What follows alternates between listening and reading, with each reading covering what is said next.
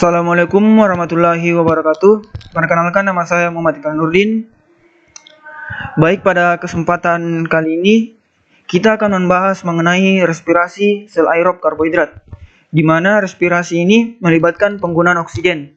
Secara sederhana dapat dituliskan sebagai berikut, di mana input dari respirasi ini merupakan glukosa dan oksigen yang digunakan untuk menangkap elektron-elektron pada saat respirasi.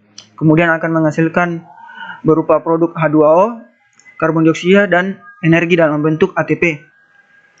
Reaksi kimia pada respirasi aerob ini terdiri atas 4 tahap. Yang pertama yaitu glikolisis, yang kedua ada karboksilasi oksidatif, yang ketiga siklus Krebs, dan yang keempat atau yang terakhir yaitu rantai transport elektron.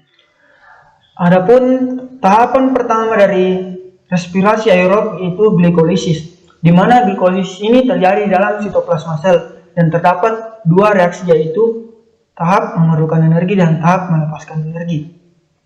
Saat langkah memerlukan energi, dua molekul ATP diperlukan untuk mentransfer gugus fosfat ke glukosa, sehingga glukosa memiliki simpanan energi yang lebih tinggi. Energi ini diperlukan untuk reaksi selanjutnya, yaitu reaksi pelepasan energi.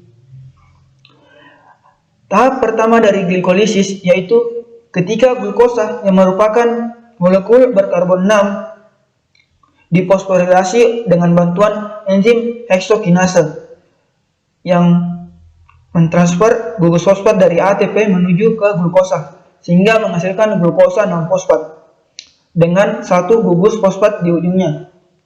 Kemudian glukosa 6-fosfat ini diubah isomernya menjadi fruktosa 6-fosfat dibantu oleh enzim fosfoglukoisomerase. Selanjutnya, fruktosa 6-fosfat difosforilasi lagi, yaitu penambahan gugus fosfat dari ATP terhadap fruktosa 6-fosfat oleh enzim fosfofruktokinase,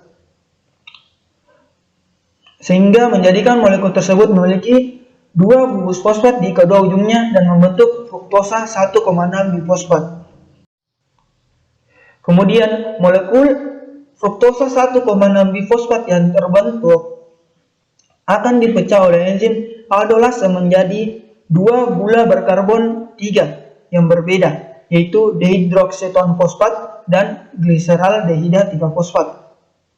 Gliseraldehida 3-fosfat ini bisa langsung diubah ke reaksi berikutnya, sedangkan dehidroksiton fosfat sendiri itu harus diubah dulu menjadi gliseraldehida 3-fosfat agar bisa melangsungkan ke reaksi berikutnya. Reaksi ini dapat terjadi secara bolak-balik oleh bantuan enzim isomerase. Tahap berikutnya yaitu enzim tirosafosfat dehidrogenase mengoksidasi gliseraldehida 3-fosfat melalui transport elektron dan H+ ke NAD+ membentuk NADH, kemudian membentuk molekul 1,3 bifosfogliserat. Selanjutnya, molekul 1,3 bifosfogliserat yang dihasilkan dari reaksi gliseraldehida 3-fosfat tadi akan mentransfer satu gugus fosfatnya menuju ke ADP dan membentuk ATP. Akan tetapi karena terdapat dua molekul 1,3 bifosfogliserat akan menghasilkan 2 ATP dan 2 molekul 3 fosfogliserat pula. Molekul 3 fosfogliserat ini bukan lagi merupakan molekul gula.